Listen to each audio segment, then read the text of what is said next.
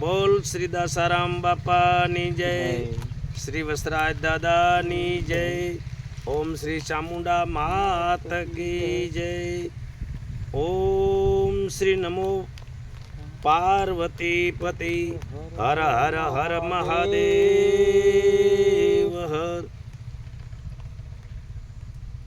હું જે સગર જેઠાભાઈ હીરાભાઈ સોલંકી, અમે તાલુકો અમારો ભાણવડ અને જિલ્લો અમારો દેવભૂમિ દ્વારકા. સૂર્યવંશીની પેઢીની વંશાવલી. 4 યુગનો વિભાગ. પહેલો યુગ સતયુગ ચાલુ. સતયુગનું આયુષ્ય 17,28,000 વર્ષનું હતું. ત્યારે માણસનું આયુષ્ય 1,25,000 વર્ષનું હતું. દ્વાપર યુગનું આયુષ્ય 12,96,000 વર્ષનું હતું. બીજો યુગ ચાલુ. માણસનું આયુષ્ય 51,000નું હતું. ત્રેતા યુગનું આયુષ્ય 8,64,000 વર્ષનું હતું. ત્રીજો યુગ ચાલુ થઈ ગયો હતો અને પૂરો પણ થઈ ગયો. અત્યારે તેથી માણસનું આયુષ્ય 21,000 વર્ષનું હતું. ચોથો યુગ કલિયુગ. કલિયુગનું આયુષ્ય 4,32,000 વર્ષનું છે. માણસનું આયુષ્ય 100 વર્ષની આસપાસ છે. ભગવાન શ્રી આદિનારાયણ શ્રી બ્રહ્માજીથી પેઢી અવતરણ ચાલુ. સતયુગ ચાલુ થયો. બ્રહ્માજી થયા, તેના મરીચી થયા. મરીચીની પત્ની સંભૂતિ, તેના મરીચીના કશ્યપ, કશ્યપની પત્ની આદિની દક્ષપુત્રી, તેના વિવસ્થાન કશ્યપના વિવસ્થાન, વિવસ્થાનને સૂર્યપત્ની સુરેણી, સૂર્યવંશ ક્ષત્રિ, વિવસ્થાનના મનુવ્યવસ્ય પત્ની સંજ્ઞા, મનુવ્યવસ્યના ઈશ્વાકુ અયોધ્યા નગરવાસી, નાભાગ, ઘુવટ, પાસુ, સરિયાતી, નરિશ્યન, આર્નત, આ બધા ભાઈઓ ઈશ્વાકુ સૂર્યવંશ શરૂ. સૂર્યવંશના રસાયતા તથા સ્થાપનાર ઈશ્વાકુ. ઈશ્વાકુથી સૂર્યવંશ શરૂ થયો. ઈશ્વાકુના વિકુક્ષી, વિકુક્ષી, નિમિ, દંડ, નાભાગ, રિષ્ટ, કરુ, કુબુદ,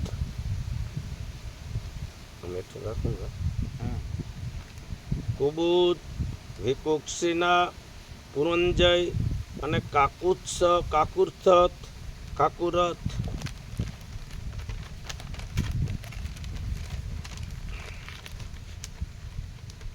કાકુરથના અનેમાં વેન, અનેમાં વેનના પૃથુરાજા, પૃથુરાજા ઈશ્વાકુથી 5મી પેઢી. તેના પૃથુરાજાના વિશ્વરંધી, વિશ્વરંધીના ચંદ્ર ને આર્દ અને ચંદ્રના યુનાશ્વ પહેલો, યુનાશ્વ પહેલાના શ્રાવસ્થ, શ્રાવસ્થના ભૃગદ્રશ્ય, ભૃગદ્રશ્યના કુલરાવ, કુલરાવના દ્રઢારાવ, દ્રઢારાવ ચંદ્રસ્થ અમિતાશ્વ, દ્રઢારાવના વાર્યાશ્વના, વાર્યાશ્વના નિકુમ, નિકુમના સહતાશ્વ, સહતાશ્વના અમિતાશ્વ અને સહતાશ્વના કુશાશ્વ, કુશાશ્વના સેનજીત, સેનજીતના પ્રસેનજીત, પ્રસેનજીતના યુનાશ્વ બીજો, યુનાશ્વ બીજાના માધાંતા. 24મી પેઢીએ માધાંતા થયા. અને પુરુકુત્સ અંબરીશ, માધાંતાના પુરુકુત્સ અંબરીશ, મુજકોન, તેણે કાળીઓને બાળીને ભસ્મ કર્યો હતો.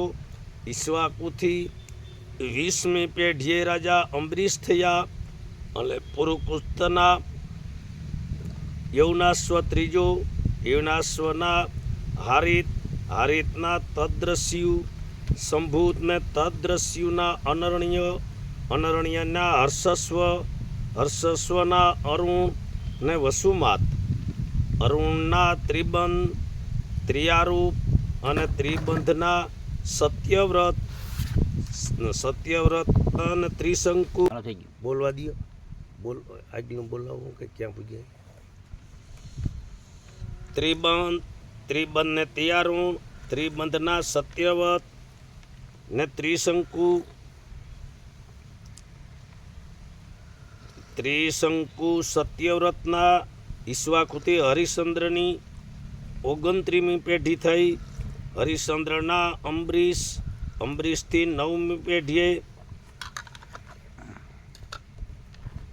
ઈશ્વાકૃતિ હરિશ્ચંદ્રની 29મી પેઢી, હરિશ્ચંદ્રના અંબરીશ ને અંબરીશથી 9મી પેઢીએ હરિચંદ્ર, હરિચંદ્રના રોહિતાશ્વ સહિત, રોહિતાશ્વના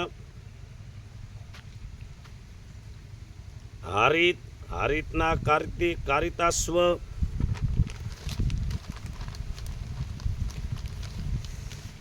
કારિતાશ્વના ચંપુ, શિશુ અને ચંપુના વાસુદેવ, વાસુદેવના વિજય, વિજયના સુહાગ, સુહાગના વિજયના રૂરક, રૂરકના બ્રુક, બ્રુકને દ્રઢ ને બ્રુકના બાહુક, બાહુક આશિત, બાહુકનો રાજા સગર થયો. બ્રહ્માજીથી 42મી પેઢીએ બાહુક રાજા થયા. બાહુકના સગર રાજા, સગર ઈશ્વાકુથી રાજા સગર સુધની સૂર્યવંશીની પેઢી 40મી પેઢી થઈ. હરિશ્ચંદ્રથી 10મી પેઢીએ રાજા સગર થયા. સગર રાજાને રાણીઓ હતી, 2 રાણીઓ હતી, સુમિતિ અને કેસીની. 2 તેની ધર્મપત્ની હતી. તેમાં સુમિતિના 60,000 દીકરા થયા હતા. કેસીનીના અંશમંજસ અને પ્રિવત દીકરા હતા. રાજા સગરના અંશમંજસ ને પ્રિવૃત, અંશમંજસના અંશુમાન, અંશુમાનના સગર રાજાથી 5મી પેઢીએ ભગીરથ થયા. અંશુમાનના દિલીપ, દિલીપના ભગીરથ થયા. ભગીરથી ઈશ્વાકુની ભગીરથ સુધીની 43મી પેઢીએ ભગીરથ થયા. સગર રાજાએ 99 યજ્ઞ પૂરા કર્યા હતા. 100મો યજ્ઞ રાજા સગરે આદર્યો ત્યારે એક અશ્વ સૂટો મેલો હતો કે તેના ગળામાં ત્રાંબાના પતરાવાળો લેખ લખેલ હતો અને તેમાં એમ લખેલ હતું કે ત્રાંબાના પતરામાં કે સુરવીર હોય તે અશ્વને બાંધે. આ વાતની રાજા ઇન્દ્રને જાણ થઈ કે જો હો યજ્ઞ રાજા યજ્ઞ પૂરા કરશે તો મારો ઇન્દ્રાસન લઈ જશે. એવી રીતે એને મનમાં બીક લાગી. ત્યારે રાજા ઇન્દ્રએ તે અશ્વને જ્યાં ભારતમાં ગંગાસાગર કહેવાય છે ત્યાં કપિલ મુનિનો આશ્રમ હતો. એ અશ્વ રાજા ઇન્દ્રએ કપિલ મુનિના આશ્રમમાં બાંધી દીધો. સગર પુત્રોની અશ્વની પાછળ વાર હતી. જ્યાં જુએ તો અશ્વ કપિલ મુનિના આશ્રમમાં બાંધેલ હતો. હરે હરે.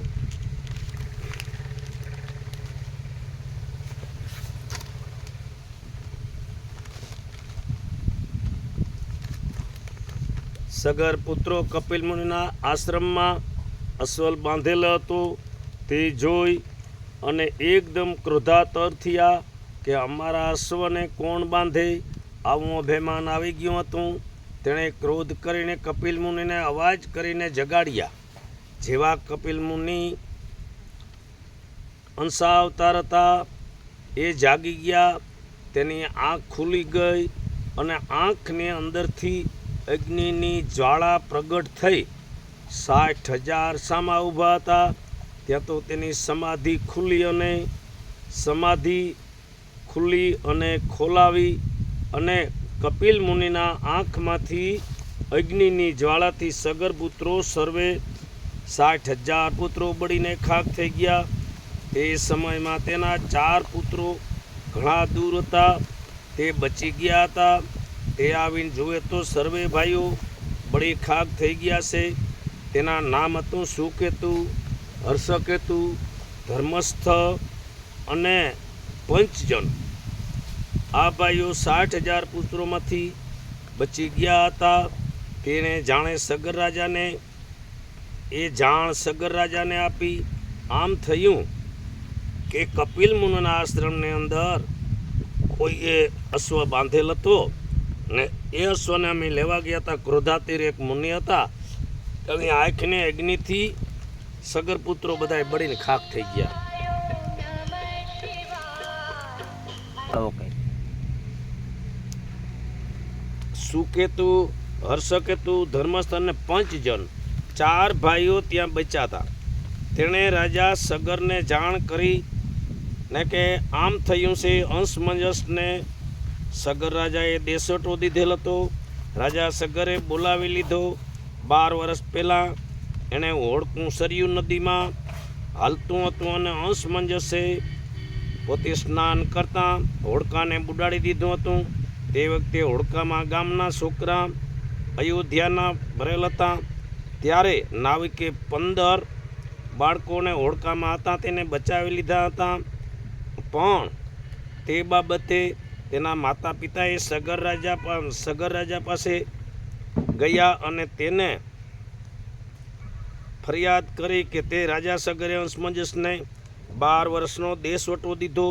તે વખતે રાજા સગરે અંશમંજસને બોલાવી ને સુમિતિના બસેલ 4 ભાઈઓને અંશમંજસ 5 જણા કપિલ મુનિની વિનવણી કરી અને અશ્વ લઈ ગયા અને ઘીની આહુતિ સાથે સોમો યજ્ઞ રાજા સગરે પૂરો કર્યો હતો. ત્યાર પછી કપિલ મુનિને પૂછવા માટે અંશમંજસને ગયા કે અમારા ભાઈઓનો ઉદ્ધાર માટે અમારે શું કરવું પડે છે.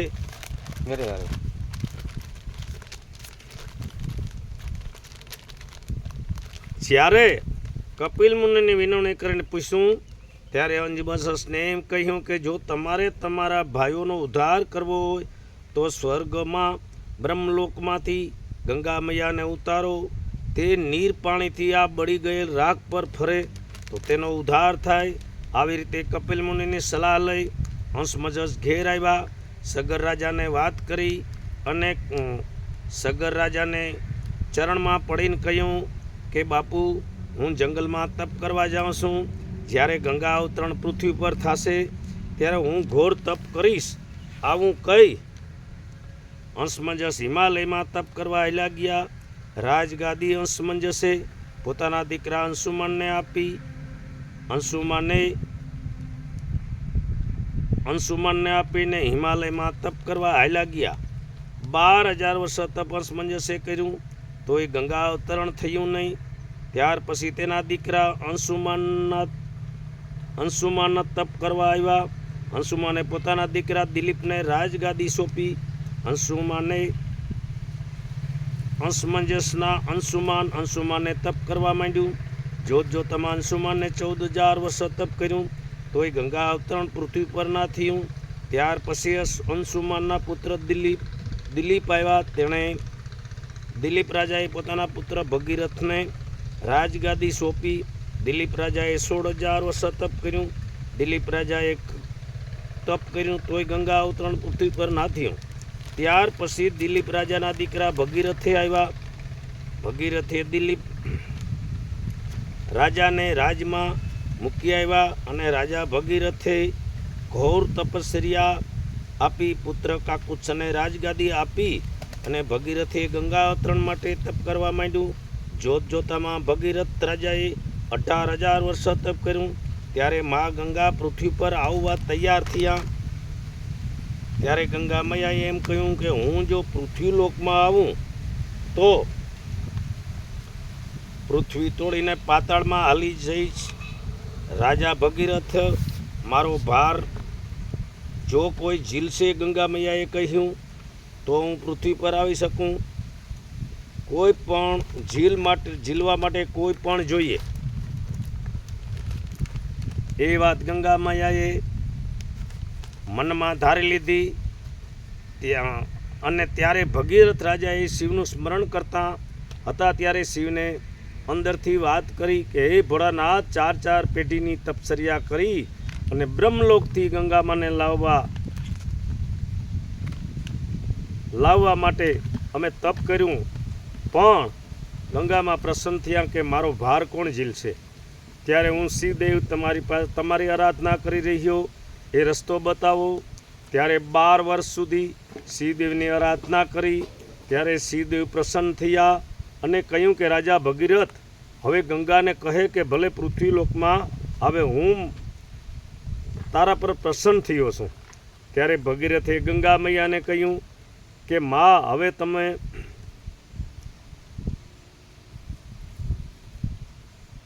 પૃથ્વીલોકમાં મૃત્યુલોકમાં આવો, તમારો ભાર ભોળાનાથ શિવ ઝીલશે. ત્યારે શિવદેવે 12 યોજન જટા પોળી કરી. 12 યોજન એટલે 1 યોજન એટલે 4 ગાવ થાય. શિવદેવે 12 યોજન જટા પોળી કરી ઊભી ગયા અને બ્રહ્મલોકથી ગંગા મૈયા શિવ જટામાં ઉતર્યા હિમાલયની અંદર. અને જેવા ગંગામાં શિવ જટામાં ઉતર્યા એવા શિવ જટામાં ગોટાઈ ગયા. કારણ કે ગંગામાને અભિમાન હતું, અભિમાન ઉતરી ગયું. ત્યાર પછી ગંગામાં શિવને અરજ કરે છે કે શિવદેવ મને જટા બહાર કાઢો, હું મૂંઝાઉં છું. શિવને કહ્યું હું તમારી રાણી થઈને રહીશ, મને ક્યાંય જવાનો રસ્તો મળતો નથી. આવી રીતે કહેવા માંડ્યા. ત્યાર પછી શિવે 3 ધારામાં પૃથ્વીલોકમાં તપોવન હિમાલયમાં ત્યાં ઉતર્યા. 1 ધારા મંદાકિની ધારા, બીજી ધારા પ્રભાવતી ધારા, ત્રીજી ધારા ભગીરથી ધારા. આવી રીતે 3 ધારામાં ગંગામાને ઉતાર્યા. શિવદેવ જે હિમાલયમાં યમનોત્રી, ગંગોત્રી, કેદારનાથ અને બદ્રીનાથ છે તેમાં ગંગોત્રીથી તપોવન ગંગા ભગીરથી કહેવાય છે. ત્યાં ઉતર્યા 24 કિલોમીટર થાય છે. 18 કિલોમીટર ગંગોત્રીથી ગૌમુખી ગંગા કહેવાય છે હિમાલયમાં. અને ત્યાંથી હિમાલયમાં 6 કિલોમીટર તપોવન કહેવાય છે. તે બરફ જ હોય છે. મૂળ ગંગા મૈયાનો અવતરણ થયેલ.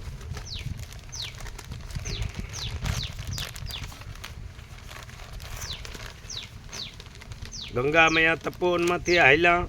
1 ધારા મંદાકિની હતી તે આકાશમાં ચાલી ગઈ. પ્રભાવતીની ધારા પાતાળમાં હાલી ગઈ. ભગીરથ ગંગા પૃથ્વી પર આવેલા. જાતા હતા આગળ ભગીરથનો રથ અને પાછળ ગંગા મૈયા આવે છે. ત્યાં રસ્તાની અંદર આવતા એક જાંગ ઋષિનો આશ્રમ આવે છે. ત્યારે ભગીરથે જાંગ ઋષિને વિનવણી કરી અને કહ્યું કે હે ઋષિદેવ, તમે એક બાજુ થઈ જાજો, અમારી ગંગા મૈયા આવે છે તે તમને બુડાડી દેશે.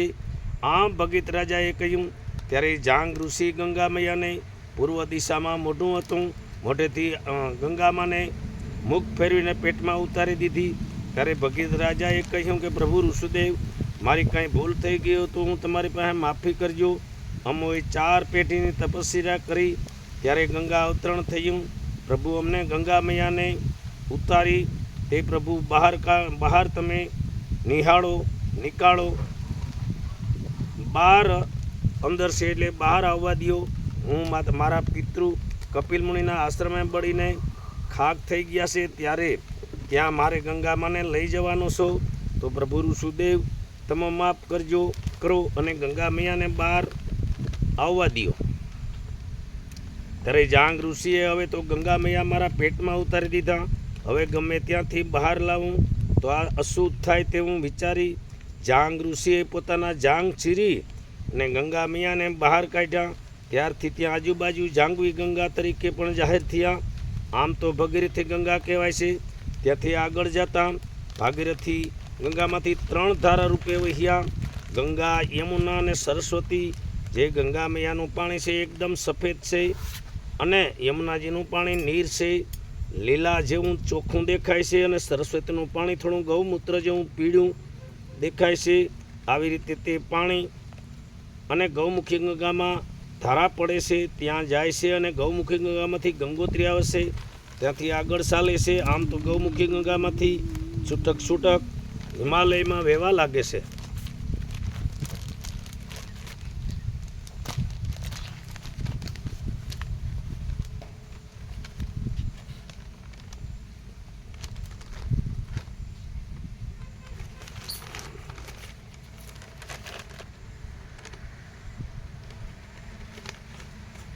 આગળ જતાં પ્રયાગ નદીનો સંગમ થાય છે, તેને પ્રયાગ કહે છે. પ્રયાગરાજ 3 નદી પાછી ભેળી થાય છે. ગંગાનું પાણી પશ્ચિમથી નહીં ને ઉત્તરથી નહીં, ઈશાન ખૂણામાંથી આવે છે. સામેથી ઉત્તર દિશાથી યમુના અને સરસ્વતી આગળ ભેળી થાય છે. ત્રણેય સાથે મળી ને ગંગા સાગર બાજુ જાય છે અને ત્યાં દરિયામાં ભળી જાય છે. સગરપુત્રો જ્યાં બળીને ખાક થઈ ગયા હતા એ કપિલમુનિનો આશ્રમ છે. ત્યાં ઉપર પાણી ગંગા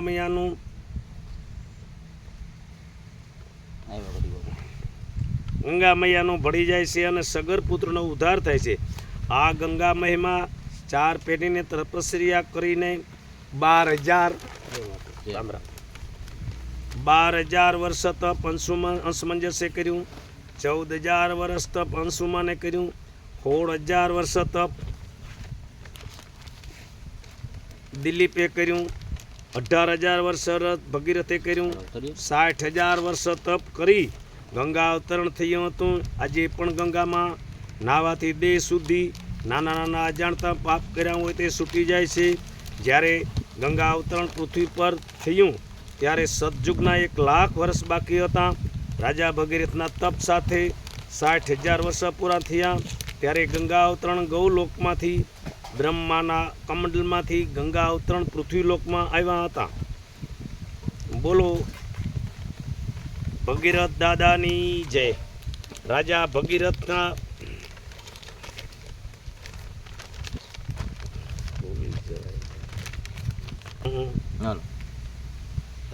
ભગીરથના કાકુસ્થ થયા. કાકુસ્થ અને શ્રુત અને કાકુસ્થના નાભાગના અંબરીશ બીજા. સતયુગ પૂરો થઈ ગયો.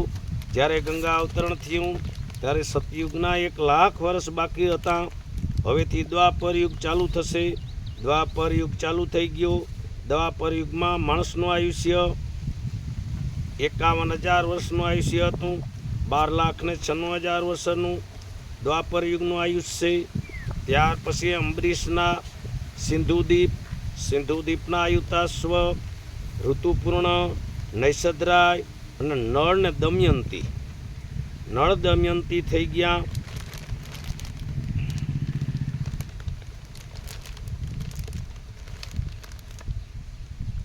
આયુતાશ્વના નૈષદ્રાયના નળ દમયંતી નૈષદ્રાયના સર્વકામના કમલાસપાસના સુદાસના મિત્રસના અશ્વકના મુલક અને નારી કવચના દશરથ પહેલા થયા એકવિંડ. દશરથના એકવિંડ, વૃત શર્મા, એકવિંડના વિશ્વસના ખડવાંગ. દ્વાપર પૂરો થઈ ગયો. ખડવાંગના દિલીપ દીર્ઘબાહુ અને દિલીપના ત્રેતાયુગ ચાલુ થયો. તેનું આયુષ્ય 8,64,000 વર્ષનું હતું. માણસનું આયુષ્ય 21,000 વર્ષનું હતું. ત્યાર પછી દિલીપના રઘુકુળની સ્થાપના થઈ. રઘુના અજ ને દશરથ બીજા. રામચંદ્રજીના પિતા દશરથના રામચંદ્રજી, લક્ષ્મણ, ભરત અને શત્રુઘ્ન. રામચંદ્રજીની પત્ની સીતાજી, લક્ષ્મણજીની પત્ની ઉર્મિલા, ભરતની પત્ની માંડવી, શત્રુઘ્નની પત્ની શ્રુતિકીર્તિ. રામચંદ્રજીના જ્યાં રાજ કર્યા હતા તેના 2 પુત્ર લવ અને કુશ. લવનો કૌશલ દક્ષિણ કૌશલ દેશ અને કુશનો કૌશલ ઉત્તર કૌશલ દેશ. શત્રુઘ્નના ભરત ને શત્રુઘ્નની પત્ની સર્વકીર્તિ હતી. ભરતના પુષ્કર પ્રદેશ અને ભરતનો બીજો પુત્ર હતો એનો કારુપ્રત પ્રદેશ અને ચંગલ. લક્ષ્મણને ચંગલ ને ચંદ્રકેતુ. કારુપ્રથને ચંદ્રકાતા પ્રદેશ હતો અને ચંદ્રપ્રદેશ ભૂમિના 2 પુત્રો લક્ષ્મણને. શત્રુઘ્નના 2 પુત્ર હતા, સુબાહુના શત્રુધ્વની અને મથુરા નગરીને વિદિશા નગરી એની હતી. કુશના અતિથિના નિષદના ને નલ.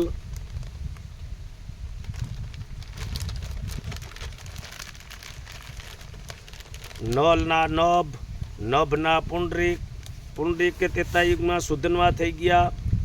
પુંડરીકના સામધનિયા સુધન્વા અગર સામધનિયાના દેવાનિકના અનેક અહીન ગુ અને અનેકના પરિપાત્ર અને સહસ્ત્રાર્થ.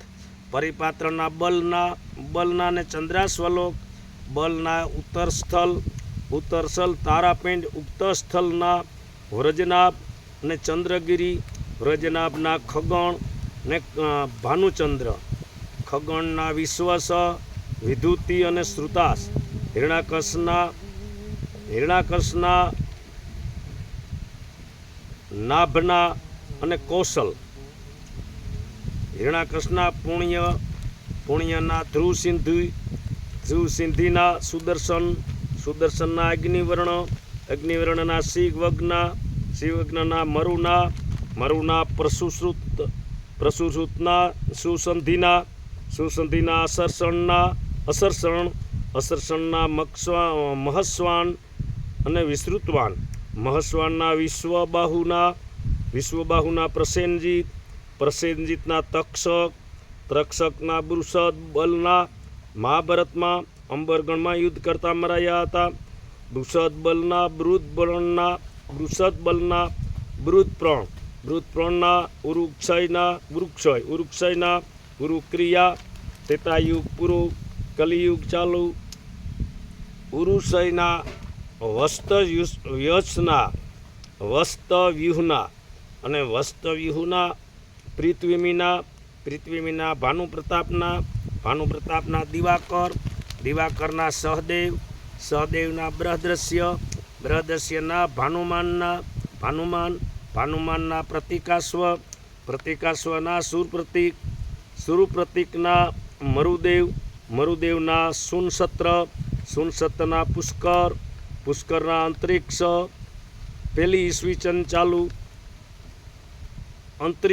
અંતરિક્ષના સુવાન ને સુષેણ, સુવાનના અમિત્રજીતના બૃહધ્વજને બૃહદભાનુ, બૃહધ્વજના બર્હિયના કુતુંજના રણંજયના સંજયના શાક્યના સુયોદ્યના લાંગલના સાંગલ, પ્રસેનજીતે ત્યારે બુદ્ધ સમયમાં પ્રસેનજીત થયા હતા. પ્રસેનજીતના શદ્રુકના અને વરુધ્યક થયા અને સમકાલીન. પછી શુદ્રકના મુલકના સુરતના સુમિત્ર જે અયોધ્યા નગરીના છેલ્લા રાજા, 70 પેઢી સૂર્યવંશનું રાજ આવેલું હતું. સુમિત્રના વિશ્વરાજ કાશીના બીજી ઈસવીસન ચાલુ થઈ. વિશ્વરાજ કાશીના મૂલરાવના રાષ્ટ્રવરના કલેક્શનના ધર્મદેવના રણધીરના કમધ્વજના કાન્યકુબ્જ. ઈસવીસન 170માં કનોજ રાજ્ય વસાવેલું હતું. સૂર્યવંશ રાઠોડ વંશ અહીંથી ચાલુ થાય છે.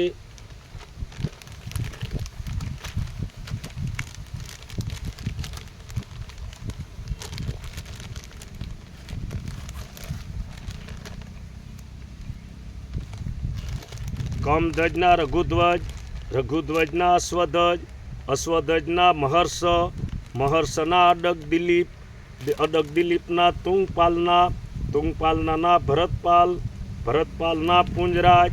તેને તે 13 પુત્રોથી સૂર્યવંશી રાઠોડ વંશ શાખા શરૂ થાય છે.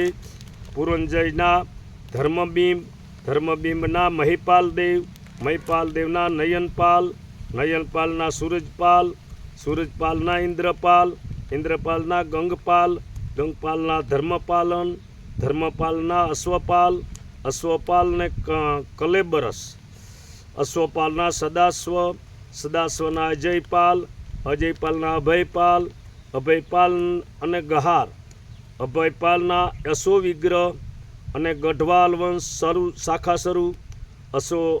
અશોવિગ્રહના મહિચંદ્રના ચંદ્રદેવના મદનપાલના ગોવિંદચંદ્રના વિજયપાલના જયચંદ્રજી, કનોજ રાજ્ય હતું ત્યારે જયચંદ્રજીના બરદઈ સેહાજીના શેતરામજીના રાવસિંહાજીના રાવસ્થાનજી અને રાવ સોનગરજી અને સૌ અજાજી એ ભાઈઓ હતા ત્યારે એનું રાજ્ય ઈડર હતું. રાવ અજાજી અને રાવ વિંજલજીનું રાજ્ય ગુજરાત હતું, એનું મારવાડ રાજ્ય હતું. રાવ સ્થાનજીનું મારવાડ રાજ્ય, રાવ સોનગઢજીનું ઈડર રાજ્ય, ને રાવ અજાજીનું ગુજરાત રાજ્ય હતું. રાવ વેરાવળજીનું રાજ્ય, આરંભડા ઓખામંડળ, રાવ કાનાદેવજીનું ગુજરાત રાજ્ય અને રાવ વિંજલજી હતા. આ આરંભડા ઓખામંડળ, ચંદુરગઢ, લોલાડા, રામવેરા વેરાવળજી અને પ્રભાસ પાટણ રાજ્ય, આરંભડા ઓખા વેરાવળ રાજ્ય, ઓખામંડળ રાજ્ય હતું. રાવ કાનાજી દેવનું રાજ્ય, ચંદરગઢ રાજ્ય. આ વંશ બધો અત્યારે મારી પાસે હતો ત્યાં સુધી પૂરો કર્યો. 167 પેઢી સૂર્યવંશની, ત્યાર પછી ચંદ્રવંશની પેઢી અલગ. આ હું પોતે બોલું સગર જેઠાભાઈ હીરાભાઈ સોલંકી. આપને કંઈ ભૂલ હોય તો તમારી પાસે ક્ષમા માફી માગું છું. આ સૂર્યવંશની વંશાવલી કોઈ પણ સાંભળે અને વાંચજો. જો તમને ઠીક લાગે તો વાંચજો ને ન વાંચજો. બોલ દાસારામ બાપાની જય, કૃષ્ણ કનૈયાલાલ કી જય, વસરાજ દાદાની જય, સર્વશક્તિ ચામુંડા માત કી જય, ઘોડેશ્વરનાથ મહાદેવ કી જય. નમો પાર્વતી પતે હર હર હર હર મહાદેવ. આ અમે બેઠા હતા તે વાંચતા હતા, બરોબર છે. આ